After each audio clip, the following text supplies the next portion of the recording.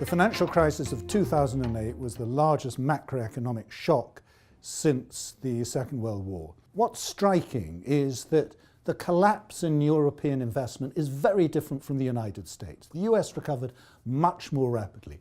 We want to know why. We found that the companies that collapsed the most in terms of their investment activities were not only companies that had a lot of debt, but had a lot of long-term debt.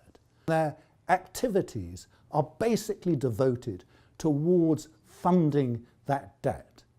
And it discourages investment because investors don't want to pour money into simply bailing out existing debt. There are two things that have really exacerbated the problem. The first is taxation, and the second is regulation. The corporate tax system encourages people to borrow because it allows companies to deduct their payments of interest against their computed profits in determining their tax liabilities. It doesn't allow them to do the same thing on their equity. So it makes it cheaper for companies to borrow. And not only does it encourage companies to do that, it encourages banks to borrow. But regulation's even worse.